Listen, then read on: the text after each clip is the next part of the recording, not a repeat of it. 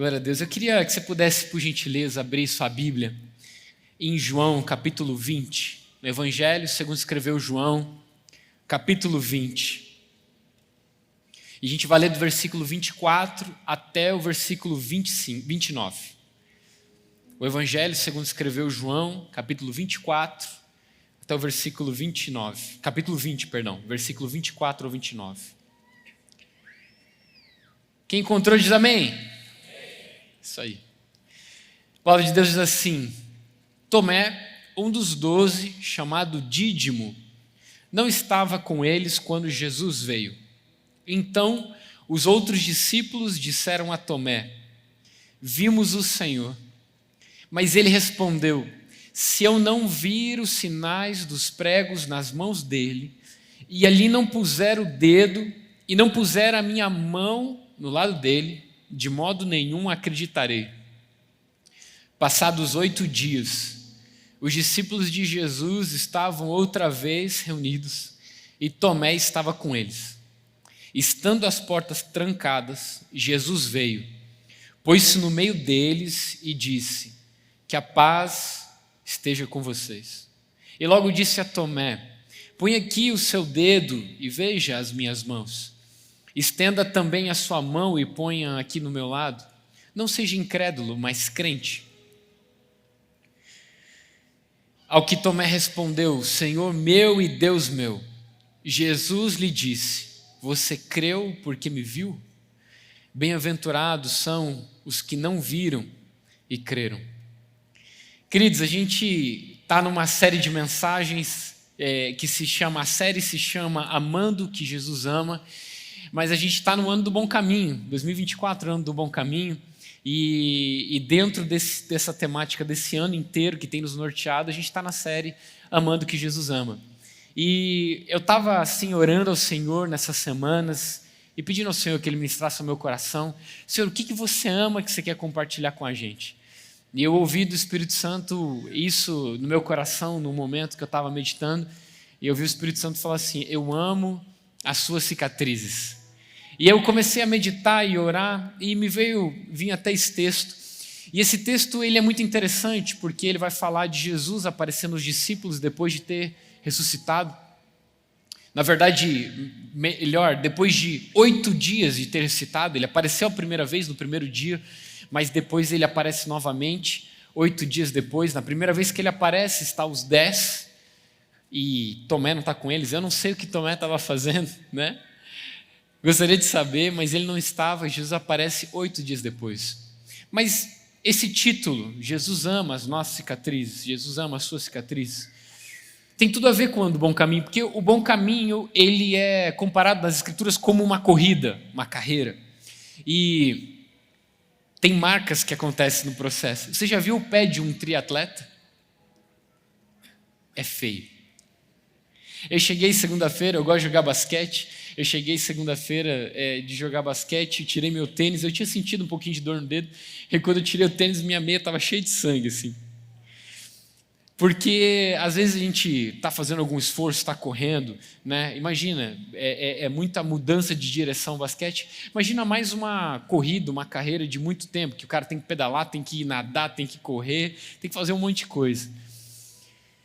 A caminhada, a corrida, a carreira, a jornada da caminhada cristã, ela vai deixar marcas. Os corredores têm calos, é por isso que eles têm tênis bons, mas não só corredores, né? Você já viu o pé de uma bailarina? É bonito o que ela faz, mas as pessoas não vê as marcas que o que ela faz deixa. E nessa série que a gente está entrando, essa série que a gente entrou, Amando o que Jesus ama, hoje a gente vai falar que Jesus ama as cicatrizes. E quando a gente fala de bom caminho, um caminho que é bom, não é a mesma coisa de que um caminho fácil. O caminho ser bom não quer dizer que ele é fácil, né? Por exemplo, é bom casar, mas não significa que é fácil, né? É bom ter filho, mas não significa que é fácil. É muito bom no seu trabalho você ter uma responsabilidade grande, pessoas, né, que você coordena, que você gerencia, mas não é fácil. O bom caminho não é a mesma coisa de que um caminho fácil. E a gente precisa voltar a dizer isso repetidamente. A gente tem falado que o Senhor tem trazido um evangelho, uma boa notícia que traz de volta a essência do que é realmente a mensagem de Cristo. Essa igreja, essa casa, tenta sempre o máximo possível pregar a palavra de Deus realmente como ela é. Sem letrinhas pequenas que você não possa ver quando você assina um contrato, mas fica até o final porque vai ser recompensador. E também a gente vive uma época de que aquilo que é valoroso, aquilo que é valioso, aquilo que aparentemente é perfeito, aquilo que não tem ruga, né? Não tem nada que possa deformar aquilo que seja perfeito. Então, assim, você sabia que o Brasil é o país que mais faz cirurgia plásticas do mundo? Ou está entre os 2, 3? Eu sei porque tenho amigos de outros países que vêm no Brasil fazer cirurgia plástica. Eu não tenho nada contra cirurgia plástica, não é um problema em fazer. Mas a gente vive numa cultura em que aquilo que é perfeito, aquilo que não tem nenhum aparente defeito é o que é valorizado. É só você ver os filtros do Instagram, né? Os filtros do Instagram estão aí para isso. Para melhorar aquilo que aparentemente não está como nós gostaríamos que estivesse. Mas o que aparentemente para os homens não é bonito, para Deus é lindo. É algo que alguém carrega a marca, significa e aponta para algo. Então vamos entrar? Você está pronto? Amém. Queridos, a gente volta para essa história de Jesus. Aparentemente Jesus parece que tinha encerrado seu ministério. Porque acontece assim, a gente precisa entrar na história, acontece um negócio que ninguém esperava, os discípulos não esperavam. Todos eles fogem no momento mais difícil, Jesus é traído por um amigo íntimo, ele é levado na surdina da noite para ser julgado, né? Os juristas que estudam a respeito de leis e julgamentos dizem que o que aconteceu com Jesus não foi, né, um julgamento, foi na verdade, ele foi assassinado, ele foi traído, porque ele foi levado no meio do sinédrio, que era onde se reuniam os líderes judeus, à noite. Ninguém fazia reunião à noite. Mas eles pegaram 2 testemunhas mentirosas e eles suscitaram o povo para que entregasse Jesus. E você sabe o discorrer da história, a gente acabou de passar, né, a Páscoa, que fala sobre a paixão de Cristo, a sua morte e ressurreição. E os discípulos estão o quê?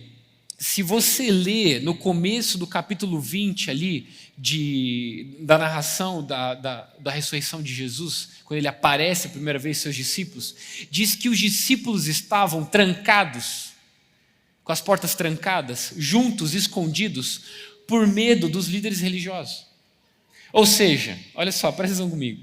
Jesus se entregou na cruz, eles viram o processo da traição, eles viram o processo da agonia do Cristo, eles viram Jesus na cruz, eles viram tudo o que aconteceu, e depois de 3 dias, quando mulheres chegaram dizendo que ele tinha ressuscitado, eles se escondem, com medo dos judeus. Obviamente eles não estavam acreditando naquelas mulheres, porque se estivessem acreditando naquelas mulheres, eles não estariam escondidos, todo mundo trancado, eles estariam o quê? Estariam já na rua, fazendo alguma coisa muito louca.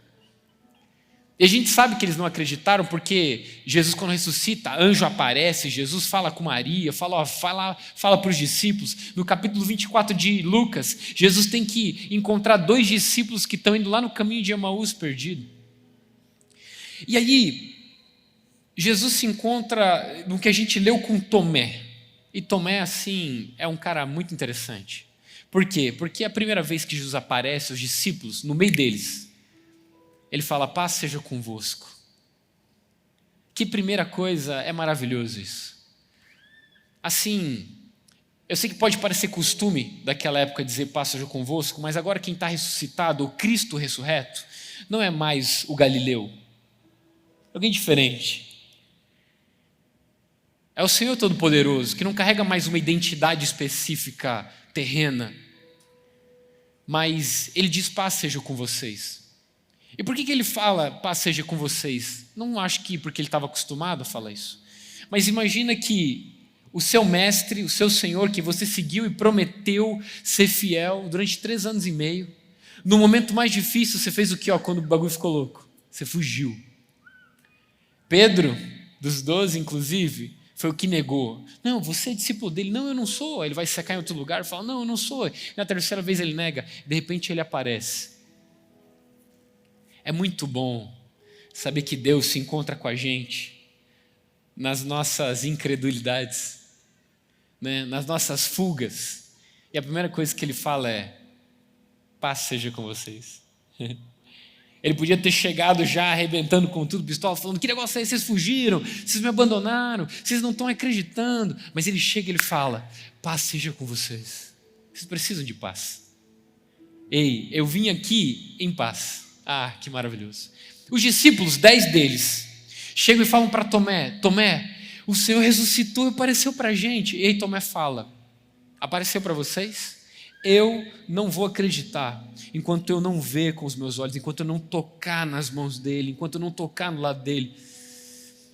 Ele falou exatamente isso. E Jesus, passado 8 dias, aparece. E a primeira coisa que eu queria falar nessa noite, para a gente entrar e entender por que Jesus ama as suas cicatrizes. A primeira coisa é porque ele é um Deus pessoal. Cara, isso é muito legal, isso é muito importante. Deus é um Deus pessoal. A gente está aqui numa comunidade, a gente está aqui num corpo, no corpo de Cristo, em família, mas deixa eu falar, a gente só consegue ser corpo, a gente só consegue ser família, porque Deus é um Deus pessoal e se relaciona com a gente de maneira pessoal.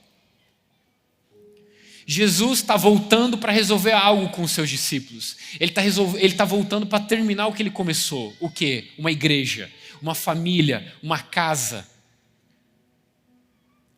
Ele fala com 10, mas tem um que não acredita, pois ele volta. Ele volta para falar com aquele um. Esse é um Deus pessoal. Esse é um Deus que podia ter deixado quieto. Não, Tomé não acredita, então sim, uma hora eu vou aparecer de novo, entendeu? Uma hora ele vai ver de novo. Deus faz questão. Gente, deixa eu falar um negócio para vocês, assim, todo final de semana eu estou cantando assim, a gente está aqui louvando, e eu realmente... Eu quero que Deus fale comigo, porque Ele é um Deus pessoal. Cara, Deus ama todo mundo, amém? Mas para mim Ele me ama mais. Porque como Ele se revela para mim, um Deus pessoal. Então eu estava aqui cantando, e aí de repente a gente estava cantando aquela parte que diz: tu tens meu coração no dia bom, no dia mau, tu tens as minhas mãos no dia bom, no dia mau. Eu estou cantando para Deus. Mas de repente acontece um momento que ele se torna pessoal só para mim. E aí o Espírito Santo chega para mim e fala bem assim: Rafa, você também tem meu coração no dia bom e no dia mau. E você também tem minhas mãos no dia bom e no dia mau. Aí você fala: Rafa, o que isso significa? Bom, significa que quando eu vou colocar o Daniel para dormir, o meu filho mais velho, num dia principalmente que não foi um dia bom, um dia que ele teve que ser corrigido, um dia que ele teve que ser exortado, um dia que ele teve que ficar de castigo, um dia que ele chorou, um dia que ele tomou alguma atitude que não é a atitude que manifesta a virtude do que ele foi criado para ser. Quando eu coloco ele para dormir junto com a Maressa, eu olho bem no olho dele e eu falo assim: filho, eu e a mamãe amamos você no dia bom e no dia mau. A gente ama você quando você acerta e a gente ama quando você erra. Ele precisa dormir tendo certeza que ele é amado, mesmo quando o dia não foi bom. Então eu estou cantando essa música e de repente o Espírito Santo vem e fala de maneira pessoal. E deixa eu falar um negócio para você que está sentado aqui. Você pode agir como crente, você pode falar como um cristão, você pode se vestir como um cristão, mas não é até que tenha um encontro pessoal com Ele que vai te transformar no filho de Deus de verdade. É isso, Deus é um Deus pessoal. E ele prova isso quando ele aparece para Tomé. Os outros 10 falaram que tinham visto, Tomé não acreditou. E o que Deus faz? Ele vai lá se resolver com Tomé. Aparece só para ele. Ele fala de novo: paz seja com vocês. Mais uma vez. Por que ele tem que dizer paz seja com vocês? Eu tenho uma teoria. Está comigo? Então toma água. Os 10 chegaram e falaram: Tomé, Jesus apareceu para a gente, ele ressuscitou. E Tomé fala bem assim: eu não acredito. Irmão, tem 10 pessoas falando. 10. Quem consegue ser teimoso nesse tanto, né? Talvez eu. 10 pessoas, eu não acredito. Aí, passou 2 dias, 3, e nada. E os discípulos começam a falar bem assim: não, Jesus apareceu sim, a gente viu, ele apareceu, ele disse: paz seja convosco. Ele Ele soprou, ele falou, receba o Espírito Santo. Você está sentindo alguma coisa, Pedro? Não estou sentindo nada não, diferente. Ué, e você, o Felipe, está sentindo uma coisa diferente? Não, diferente, não estou sentindo nada não. Passa 4 dias. Não, Jesus apareceu. Ele apareceu mesmo, cara? Passa 7 dias. Rapaz, eu não estou sentindo nada diferente não. A gente está aqui trancado nesse lugar aqui, a gente não sai daqui, a gente continua com medo. No 8º dia, de certo, eles estão falando assim, ó, de manhã. Cara, eu acho que Tomé está certo aí. Eu acho que a gente viu coisa. Comemos peixe demais, dormimos, sim, ficou ruim, entendeu? Não, Rafa, isso não aconteceu. Como não? Como não pode ter acontecido? Jesus apareceu ressuscitado entre eles. É a mesma coisa que eu falava quando eu lia lá, sabe, o povo de Israel no Êxodo, querendo voltar para o Egito. Eu lendo aquilo lá falando assim, mas rapaz, Deus está mandando uma coluna de fogo de noite, Deus está mandando uma nuvem de dia, está caindo pão do céu, aí de repente o povo está com vontade de comer carne, Deus manda um monte de ave, assim, ó, chove ave lá, que eles comem até não conseguir comer mais, entendeu? E o povo murmurando e não acreditando, entendeu? Não, Deus trouxe a gente para morrer aqui nesse deserto. Caramba, você não está vendo o que está acontecendo, cara? O mar, vocês acabaram de passar no mar, todo mundo passou em seco, engoliu todos os exércitos de Faraó, e vocês ainda estão nessa. Mas assim, às vezes acontece alguma coisa comigo, que eu falo, foi Deus que fez isso. Aí passa um dia, 2, o diabo vem no meu ouvido e fala-me assim, tem certeza, rapaz, que foi Deus que fez isso mesmo? Será? Aí passa 4, 5 dias, 6. E aí eu falo, mas assim, eu acho que não foi Deus que fez isso não. Coisa da minha cabeça. Mas esse Deus que tem esse detalhe de ser pessoal, e de repente aparece de novo, e ele fala com você e se revela para você e fala, ô filho, fui eu mesmo, eu aqui. Você não se agrada de um Deus que foi buscar um Tomé que estava assim, perdido, desiludido, decepcionado? Meu Deus. Que outro lugar a gente vai encontrar um Deus assim? Que se importa o suficiente para buscar a gente? E ele vem, e ele trata o quê? A única coisa que estava causando confusão e dúvida. Deixa eu falar um negócio para você. Deus não tem problema com as nossas instabilidades de pensamento. Por quê? Porque ele aproveita isso para se revelar quem ele é mais uma vez. Ele faz isso repetidamente. A Bíblia diz que Jesus, depois de ressuscitar, amigo, fica 40 dias ensinando os seus discípulos, aparecendo para eles. Um relacionamento pessoal vai gerar em você uma fé pessoal. Cara, isso é muito importante. Você precisa ter experiência pessoal com Deus para ter uma fé pessoal. Porque quando você gerar isso, você encontrar esse Deus pessoal e você ter uma fé pessoal, você vai crescer em maturidade, em fé, você vai crescer no relacionamento com Ele. Você vai começar a entender que as coisas que vão acontecendo, elas são pequenas perto do que Deus já fez. Então assim, às vezes quando a gente conta testemunho, né, que foi acontecendo, no momento que a gente foi missionário, ou alguma coisa que acontece na nossa vida, as pessoas falam, nossa, deve ser muito difícil confiar em Deus assim, mas como é que você conseguiu falar assim para isso? E você fala, cara, é uma sucessão de coisas, Deus vai se revelando pessoalmente para você, e a sua fé vai se tornando uma fé pessoal. Jesus não tem problema, como eu disse, com a instabilidade do nosso pensamento, porque na instabilidade ele se transforma com o encontro com Ele. Jesus aparece novamente para dissipar qualquer dúvida. Deixa eu falar um negócio para você. Eu não acredito que Jesus estava bravo com Tomé. Eu não acredito que Jesus apareceu lá, sabe, com uma cara de carrancudo assim, com fogo nos olhos, falando, Tomé, toca aqui então. Tu não está acreditando? Então toca aqui. Olha só, então toca aqui. Não. Quando eu imagino essa cena, eu imagino Jesus pegando a mão de Tomé assim, e Tomé com a mão assim, meio trêmula, sabe? Com medo e fala, meu Deus, o que é isso que está acontecendo? Será que eu vou morrer? E Jesus pega a mão de Tomé e está assim, ó, sorrindo. Porque o que Jesus faz nos ensina que é possível passar por um sofrimento, mas depois sorrir, depois se alegrar. Sabe por quê? Olha só que interessante. O que a gente entende nesse texto não é só que Deus é um Deus pessoal, mas a gente entende que a gente ainda não viu tudo que a gente podia ver. Como assim? Presta atenção comigo.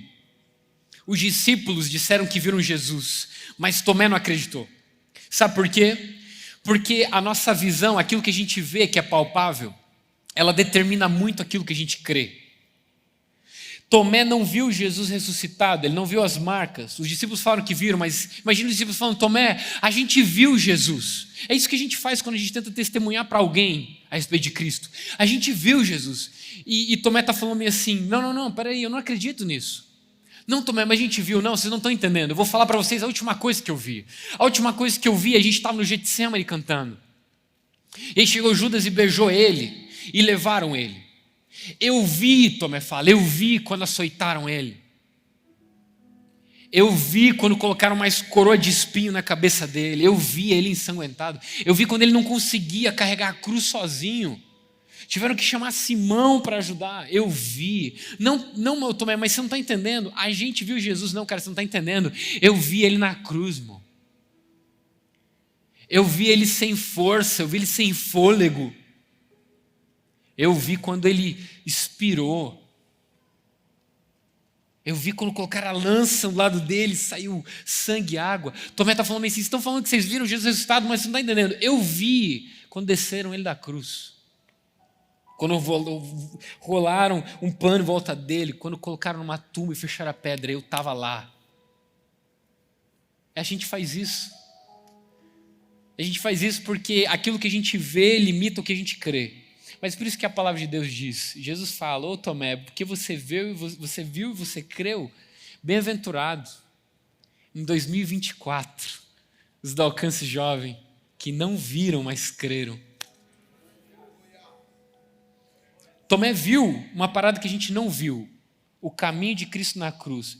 E eu entendo ele não acreditar. Mas eu não acho que Tomé estava descrendo porque... Como eu posso dizer? Porque ele estava totalmente incrédulo. Não é esse Tomé que a Bíblia fala. O Tomé que a Bíblia fala é aquele que em João, no capítulo 11... 11... Quando Jesus vai ressuscitar Lázaro, depois você vai ler na sua casa. Tomé olha para os outros discípulos e fala assim: vamos com Jesus morrer com ele, vamos morrer junto com ele. Tomé estava disposto a morrer junto com Jesus? Eu acho que o que Tomé queria é ver o que ele não tinha visto ainda. Ele falou assim: não, se eu não ver, eu quero ver. Eu preciso ver. Se Deus se revelasse de você de maneira gloriosa, talvez você nunca duvidaria. Será? A transformação que Ele faz na nossa vida todo dia, irmão. Ah, meu amigo.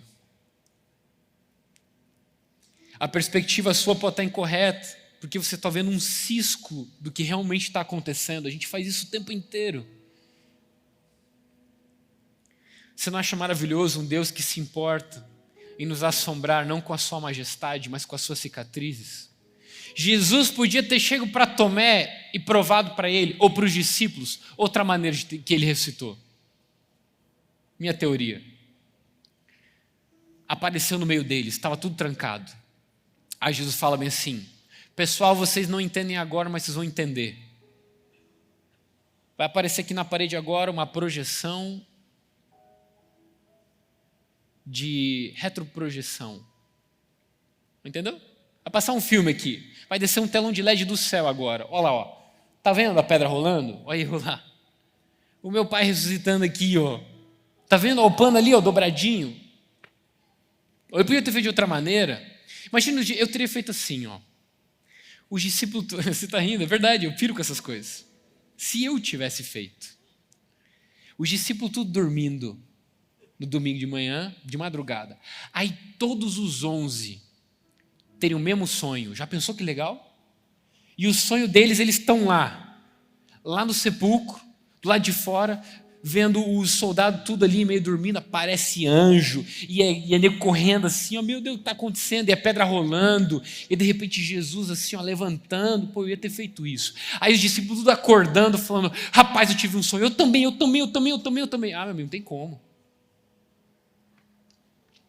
Ou de repente Jesus aparece e fala bem assim, ó, gente, não sou eu que vou falar como é que foi, meu pai vai falar agora. Aí de repente Deus começa a falar do céu, um trovãozão assim, uou. Aí Deus fala assim, Tomé, nunca mais duvide. Mas esse Deus relacional, Ele não fez nenhuma dessas maneiras.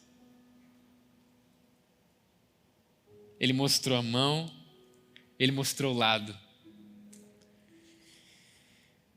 Não é maravilhoso? Um Deus que se importa em nos assombrar não com a sua majestade, mas com as suas cicatrizes.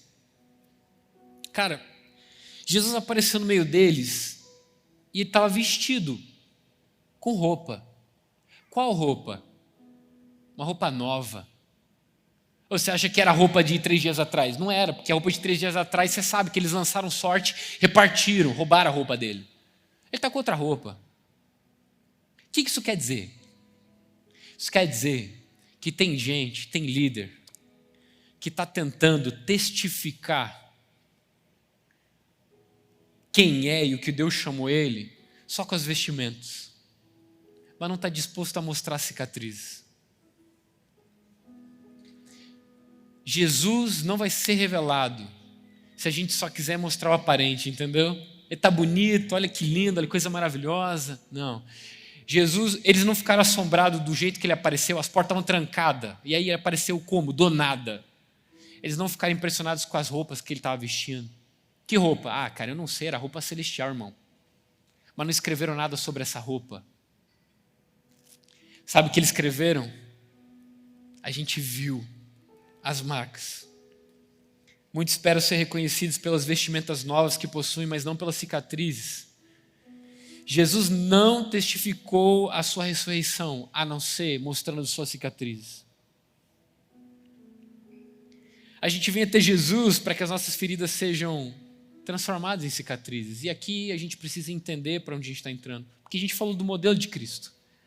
Agora é a gente. Meu amigo, deixa eu falar um negócio para você. Os dias são maus. E seguir a Cristo também traz dores. Jesus fala, vocês têm certeza de uma coisa. No mundo vocês vão ter aflição, mas tem de bom ânimo, eu venci o mundo. Mas o que ele está dizendo? Ele está dizendo que a gente também vai carregar as marcas de Cristo. Não tem como eu falar para você que vai ser tudo perfeito, maravilhoso. Não vai. A gente estava adorando aqui agora. Eu recebi uma mensagem um pouquinho antes, 7 horas da noite desse dia de hoje. Rafa, o que isso tem a ver? Pô, para muita gente, muita coisa. O Irã mandou míssil para Israel. Quem está acompanhando o Oriente Médio quer dizer que o bagulho vai ficar louco. Não tem como, cara, a gente viver num lugar que a gente diz, não, vai ser perfeito, num lugar que coisas ruins acontecem com pessoas que não mereciam, talvez. Acontece. Eu não tenho resposta para todas as perguntas, e a gente não vai ter. Eu não sei porque tem gente que perde pai e mãe cedo, eu não sei porque tem gente que nunca conheceu pai e mãe, eu não sei porque tem gente que perde o emprego do dia para a noite, entendeu? Eu não sei porque tem pessoas que são roubadas, trabalharam muito tempo para comprar alguma coisa e de repente roubaram. Eu não sei porque tem pessoas que perdem seus filhos. Mas eu sei de uma coisa. Essa vida é muito passageira.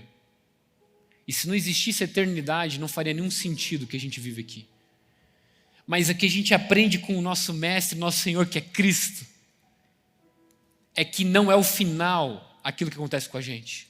Não.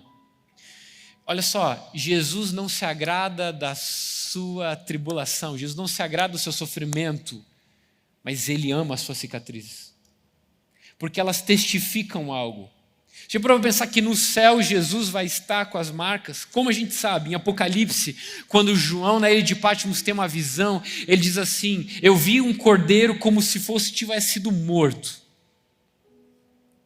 Mas todo o céu estava cantando, honra, glória e poder seja dado ao Cordeiro, porque com seu sangue compraste todos os povos, tribos, línguas e nações. O pecado trouxe sofrimento para o mundo, mas Jesus veio trazer e ressignificar o que é o sofrimento de verdade. Olha só, a gente precisa se encontrar com Cristo pessoalmente para entender o que a gente vive aqui, por que a gente vive aqui. Porque senão, na caminhada do bom caminho, a gente vai se desviar. Porque uma das sementes que caiu numa terra que não tinha fundamento diz: as adversidades e dificuldades desse mundo fizeram com que essa pessoa se escandalizasse. Recebeu o evangelho, mas começou a sofrer, abandonou a fé. Fala para mim se tem um amigo seu que conhecia Jesus e não está sentado hoje nessa cadeira, foi porque ele sofreu alguma coisa. Ou não? A gente faz isso porque a gente é igual Tomé. Mas Deus é gracioso em nos alcançar mais uma vez, em se revelar para a gente. Olha só, as cicatrizes, elas têm tudo a ver com o crer.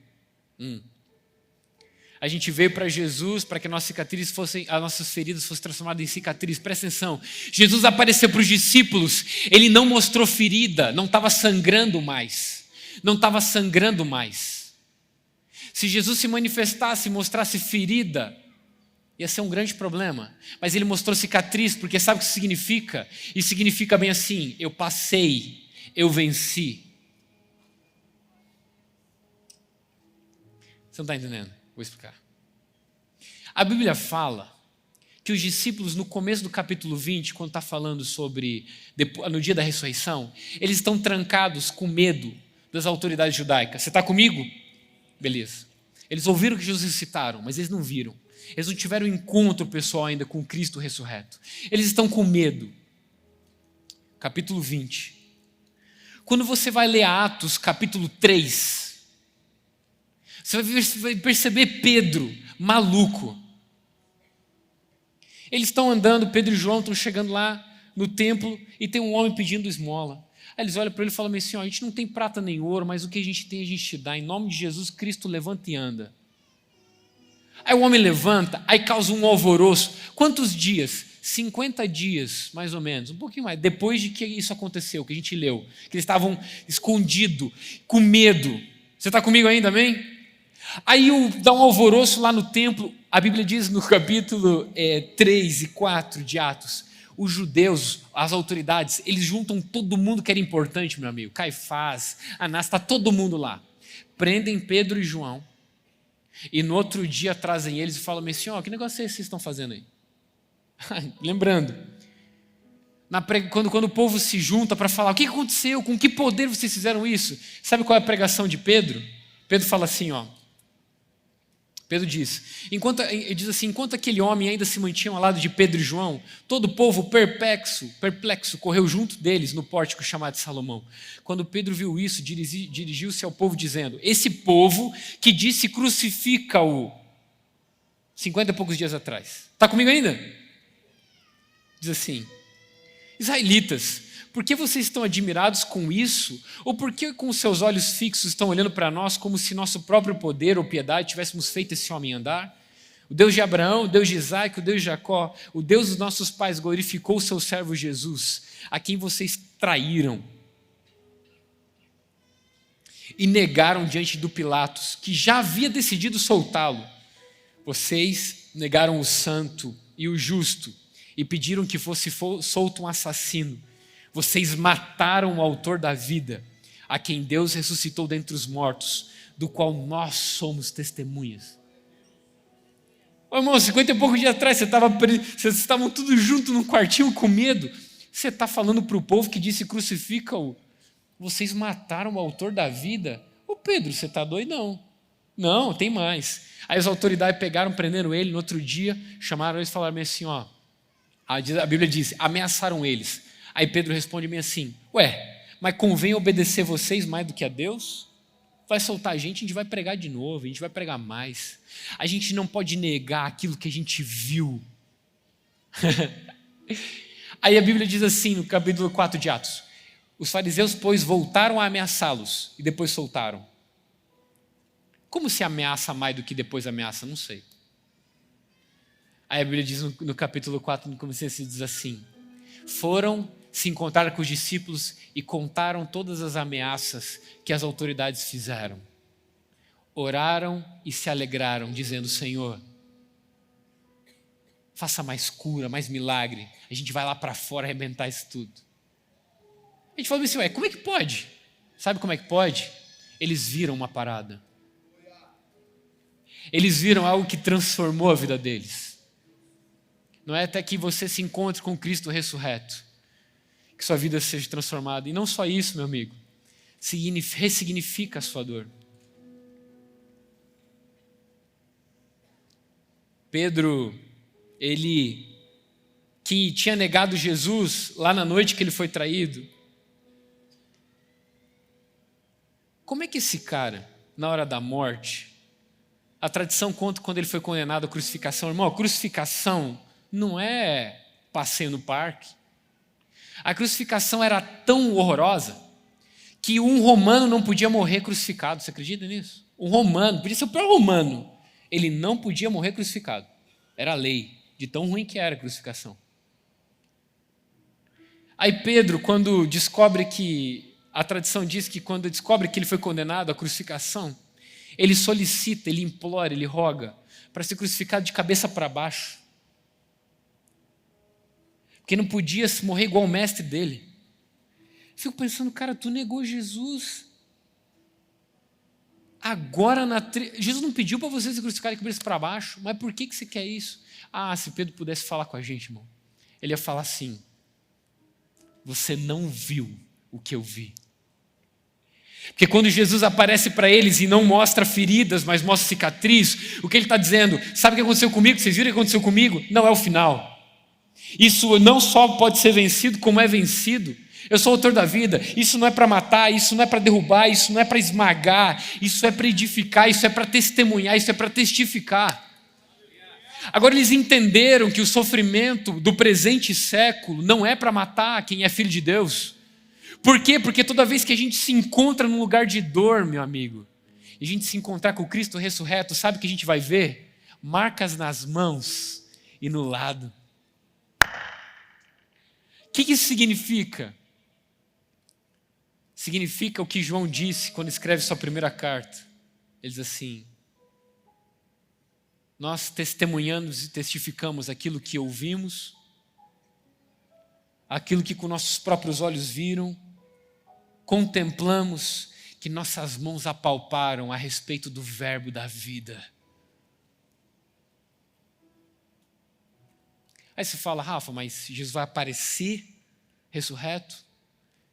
É no momento da angústia que ele se revela um Deus pessoal. Eu não sei por que algumas coisas acontecem com algumas pessoas e com outras não. Por isso tem muita gente que tem dificuldade de ler o livro de Jó. Não é verdade? Pô, um homem reto, temente a Deus, que se desviava do mal.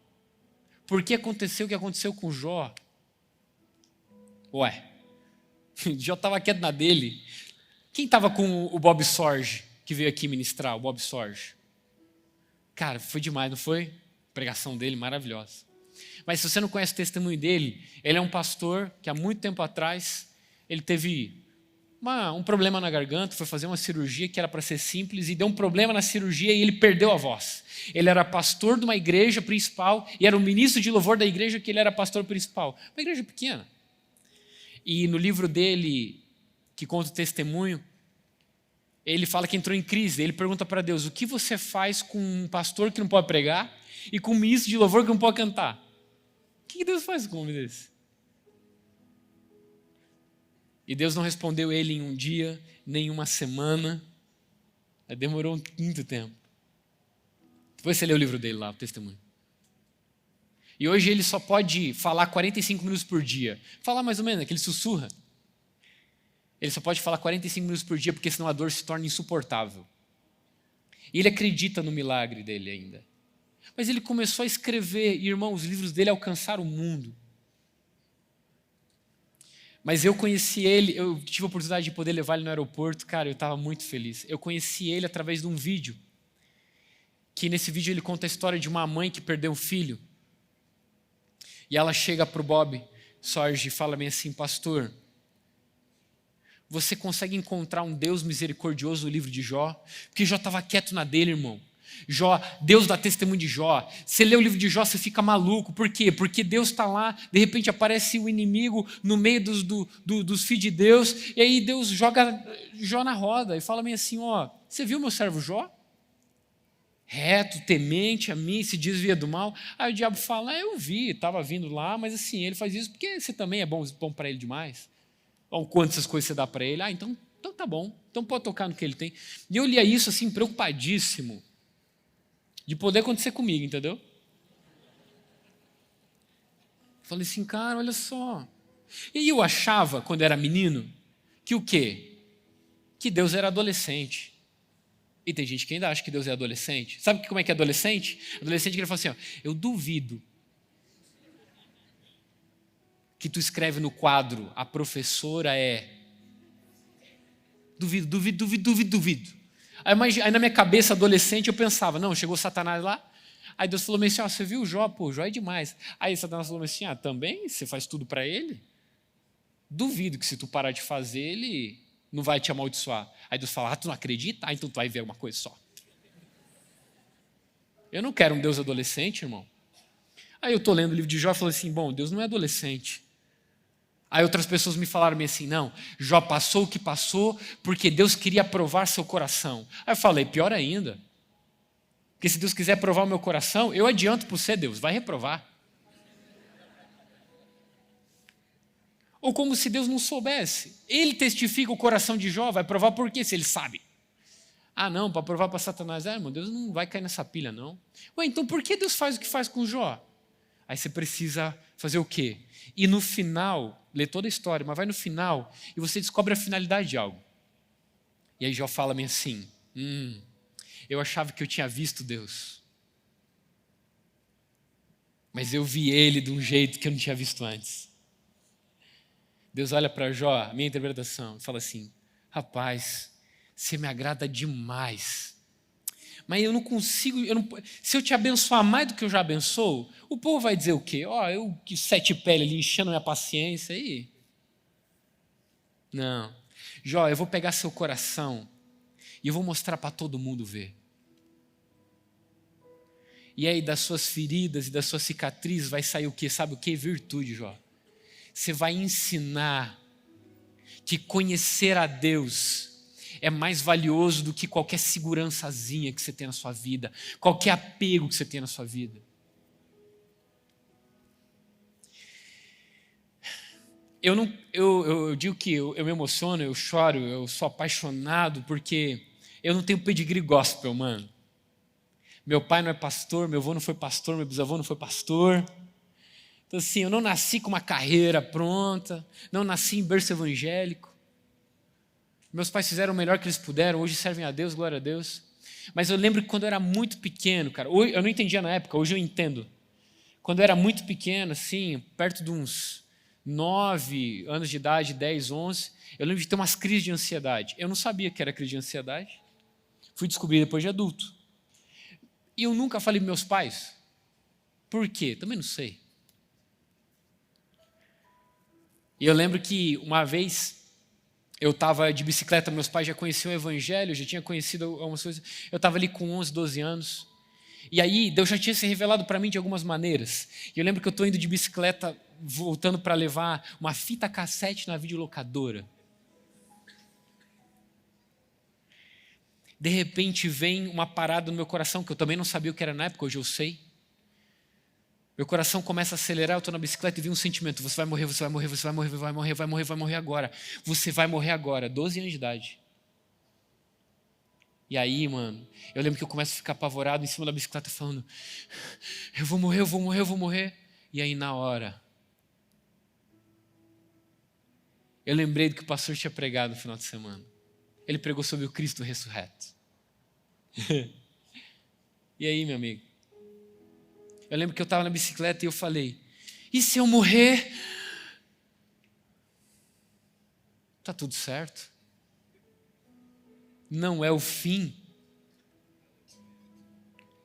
Tem essa Bíblia física? Me empresta ela, por favor. Deixa eu falar um negócio para vocês. Todas as vezes que acontece uma treta comigo, com a minha família, eu lembro que eu e a Marissa passamos muita dificuldade quando a gente estava lá no México. E a Marissa assim, chorando, e eu também não sabendo o que fazer no momento de desespero. Eu lembro que eu pegava a Bíblia e falava assim: eu não sei o que vai acontecer, mas eu tenho certeza de uma coisa. Nesse livro aqui tem 6 mil anos de história.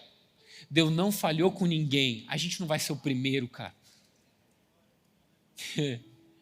E quando eu olho para isso aqui, eu lembro do Cristo ressurreto. Você está comigo? Deixa eu falar um negócio para você, meu amigo. Os dias são maus, eles serão maus. Mas eu quero falar para você o seguinte: não é o final. Deus não vai deixar você passar por um sofrimento para você viver sangrando. Não é o propósito dele. Ele não ama ele não se agrada do seu sofrimento, mas ele ama as suas cicatrizes. Porque vão testificar e evidenciar que ele é real, que ele é vivo. Ninguém consegue entender um povo desse, irmão. Ninguém consegue entender um povo que quando estava sendo queimado vivo, cantava hino. Como é que alguém pode entender um povo desse? É porque eles não viram o que esse povo viu. Eles não experimentaram o que eles experimentaram.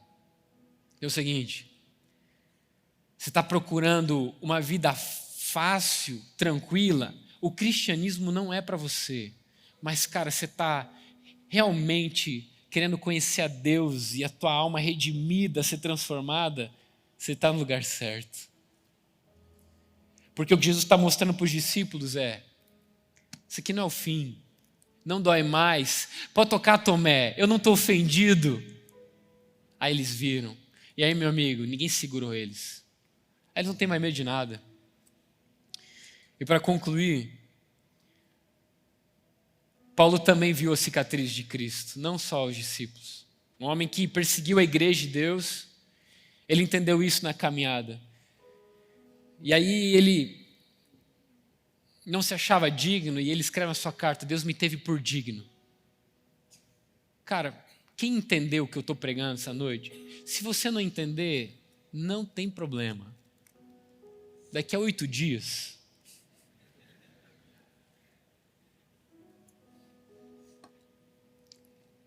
Paulo escreve no capítulo 5, justificados, pois, mediante a fé, temos paz com Deus por meio do nosso Senhor Jesus Cristo, pelo qual obtivemos também acesso pela fé a esta graça no qual estamos firmes e nos gloriamos na esperança da glória de Deus. Qual é a esperança da glória de Deus que a gente se gloria? Na esperança da redenção final do nosso corpo, quando tudo for restaurado, quando a gente tiver mais dor, quando a gente tiver mais tristeza, quando a gente tiver mais decepção. Mas ele continua dizendo, e não somente isso, mas também nos gloriamos nas tribulações, sabendo que a tribulação produz perseverança, a perseverança produz experiência, e a experiência produz esperança. Ora, a esperança não nos deixa decepcionados, porque o amor de Deus é derramado em nosso coração, pelo Espírito Santo que nos foi dado. Eu estava no banho orando e falando assim: Deus, o que ele quis dizer com isso? Falando que é uma esperança que não confunde, porque o amor de Deus foi derramado em nossos corações. E aí sabe o que veio na minha cabeça? Na minha cabeça veio Jesus levantando o cálice, dizendo: esse aqui sou eu, essa uva esmagada, dada por vocês. Porque o apóstolo diz assim, olha, ele continua dizendo, olha, se Deus não negou nem mesmo seu filho por nós, não nos dará juntamente com ele todas as coisas, tudo que a gente precisa para viver essa vida em piedade? Então, amigo, Jesus não é a melhor opção de vida, ele é a única.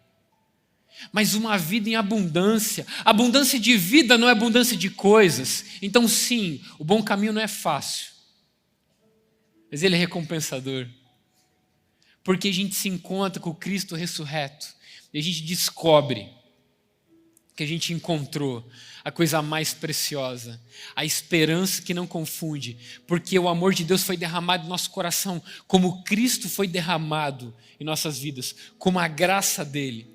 Em 2 Coríntios 4:16, o apóstolo Paulo falou: por isso não desanimamos, pelo contrário, mesmo que o nosso exterior se desgaste, o nosso ser interior se renova dia a dia, porque a nossa leve e momentânea tribulação produz para nós um eterno peso de glória acima de toda comparação.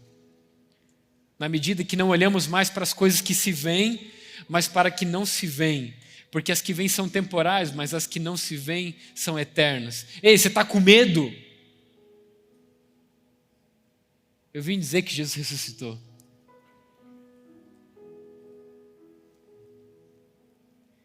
Ao cair da tarde daquele dia, o primeiro dia da semana, estavam trancadas as portas da casa onde estavam os discípulos, com medo dos judeus. Jesus veio e se pôs no meio deles, dizendo: paz seja com vocês.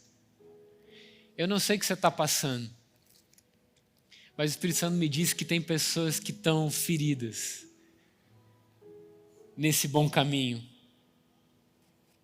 Mas eu vim aqui dizer para vocês que Jesus veio dizer: paz seja com vocês. Toca nas minhas mãos, toca no meu lado, não é o final. Rafa, essa mensagem não serve nada para mim. Vai servir. Vai servir. Eu quero poder ter a revelação que esses homens tiveram, porque eu não quero mais ter medo.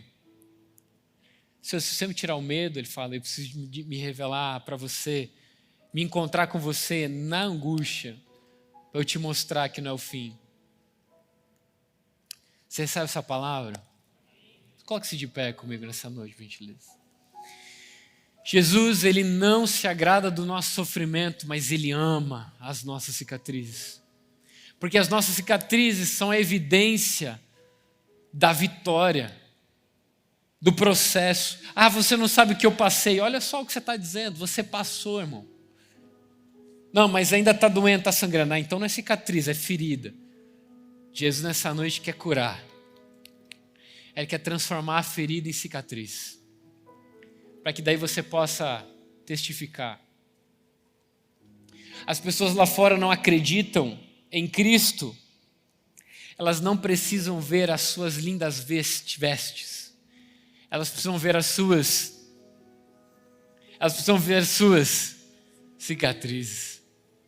Não, mas como? Não, mas eu também estaria na igreja se eu tivesse uma vida maravilhosa como a sua. Ah, irmão, senta aqui, deixa eu te contar uma história. Não fazia ideia que eu ia estar vivendo o que eu vivo hoje. Pode não ser triste para você, ou difícil para você, mas para mim foi. Com 16 anos de idade, 15 anos de idade, eu tive certeza de uma coisa: eu seria jogador de basquete profissional. Aí você fala, Nava, que bobagem. Pô, para você, mas para mim era importante. Eu respirava isso, eu vivia isso, eu treinava para isso.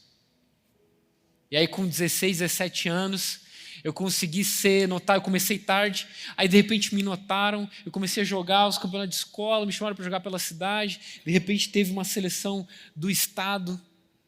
Eu fui lá, ninguém sabia quem eu era, da noite para o dia. Aí, de repente, um clube de São Paulo me chamou, 16 para 17 anos. Eu vou morar sozinho não, junto com os jogadores, mas eu deixo meus pais para ver o meu sonho. Conhecia Cristo já, amava Ele. E falava, vou ser o Kaká do basquete. Eu tinha certeza absoluta, meu amigo. E aí, no meu ensino médio, eu literalmente, não é brincadeira, não é zoeira, eu fui mais para a fisioterapia do que para a escola. Lesão, e sabe o que era louco? Eu treinava e no treino eu era um leão. Cara, eu era um leão no treino, ninguém me segurava. O pessoal falava, pô, esse catarinense aí chegou moendo. Cara, chegava no jogo, você já teve pesadelo? Eu não sei se vocês, olha que viagem a minha. Você já teve pesadelo que você vê uma parada assim, uma coisa que te dá medo, e aí você corre e você não consegue correr? Quem já teve pesadelo assim? Foi ruim demais, né? E você quer gritar, você não consegue gritar. Mano, o que acontecia no jogo era isso, não era um problema, tipo, eu não tinha medo. Eu entrava no jogo e falava assim, eu vou morrer. E, cara, eu não conseguia correr, eu não conseguia, alguma coisa acontecia comigo. Era Deus me puxando, me travando. E eu todo dia, eu chorava, falando, Deus, você me trouxe aqui para ser humilhado, você me trouxe aqui para isso. Todo mundo lá em Santa Catarina torcia por mim e falava não sei o quê. E aí eu lembro que depois de penar 2 anos, o pessoal ainda acreditando, e aí chegou na minha casa, era o sonho, minha mãe se encontrou com umas pessoas e tal, falou de mim, mostrou. Eu lembro que minha mãe voltou com 2 cartas de universidade americana. Eu falei, cara, tá aí a minha chance. E tinha a oportunidade de ir. Eles deram a oportunidade de ir. Jogar basquete lá, ser bolsista. E aí eu lembro que eu entrei na presença de Deus e Deus falou assim, porra, você vai continuar lutando mesmo? Com isso aí? Poxa, Deus, eu recebi profetada de monte, irmão, que ia ser jogador. Então assim, eu se conheço. O pessoal sabia que eu jogava, falava assim, eu vou te levar, filho, e você vai jogar pelas nações. Eu te vejo nos Estados Unidos. Recebi um monte. E aí, de repente, eu tô lá e eu falo, caramba, eu planejei minha vida inteira. Os últimos 5 anos da minha vida era isso. Agora não é mais, eu vou fazer o que na vida? Não fazia ideia. Aí você fala, Rafa, isso não é história triste para você, para mim foi. Abrir mão de tudo, de um sonho, começar de novo. Mas deixa eu te falar um negócio. Deus me moeu. Meu orgulho, minha soberba. Deus moeu meus planos, minha segurança. E aí ele falou, eu quero você só para mim. Eu falei, então você só para você. E eu lembro quando eu fui para o México, eu tive a oportunidade de ministrar a palavra para jogadores profissionais de basquete. Podia estar jogando com eles. Muito melhor estar testificando para eles. Cara, jogar basquete é legal, o que você faz é maravilhoso. Qual que é o teu sonho? Show. Jesus é muito maior que isso. O apóstolo Paulo falou, eu tenho todas essas coisas como perda para ganhar a Cristo. Por que, Paulo? Eu vi uma parada. Eu vi Jesus ressuscitado.